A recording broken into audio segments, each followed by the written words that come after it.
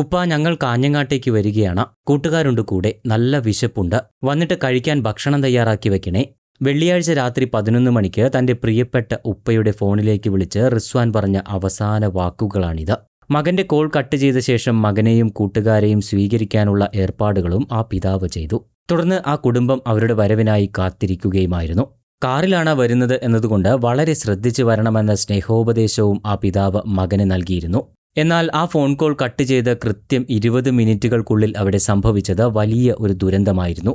പിന്നീട് ആ ഉപ്പ കേട്ടതാകട്ടെ ഒരു പിതാവും ജീവിതത്തിൽ കേൾക്കാൻ ആഗ്രഹിക്കാത്ത ഒരു വാർത്തയുമാണ്. ഒരൊറ്റ രാത്രി കൊണ്ട് 5 യുവാക്കളുടെ മരണത്തിന് സാക്ഷ്യം വഹിക്കേണ്ടി വന്ന ആ നാട്ടുകാരുടെ നടുക്കം ഇനിയും മാറിയിട്ടില്ല.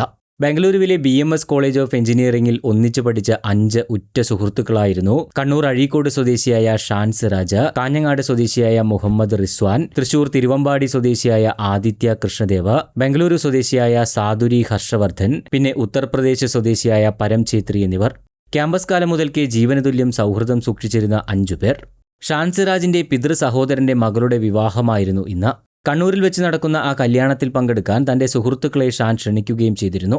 തുടർന്നാണ് 5 പേരും ഒന്നിച്ച് വെള്ളിയാഴ്ച ഉച്ചതിരിഞ്ഞ് ബംഗളൂരുവിൽ നിന്നും കാറിൽ പുറപ്പെടുന്നത്.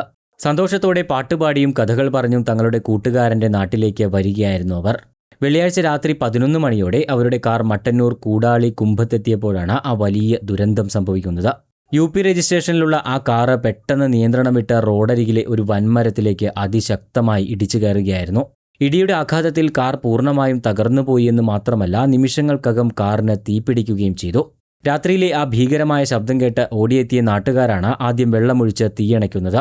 തുടർന്ന് മട്ടന്നൂരിൽ നിന്നും അഗ്നിരക്ഷാസേനയും പോലീസും നാട്ടുകാരും ചേർന്ന് കാർ വെട്ടിപ്പൊളിച്ച് ഏറെ പ്രയാസപ്പെട്ടാണ് ഈ 5 യുവാക്കളെയും പുറത്തെടുക്കുന്നത്. ദാരുണമെന്ന് പറയട്ടെ, ഒരാൾ അപകട സ്ഥലത്ത് വെച്ച് തന്നെ മരണപ്പെട്ടിരുന്നു. ബാക്കി 4 പേരെ ആശുപത്രിയിൽ പ്രവേശിപ്പിച്ചുവെങ്കിലും അതിൽ 3 പേരുടെ ജീവൻ രക്ഷിക്കാൻ സാധിച്ചില്ല.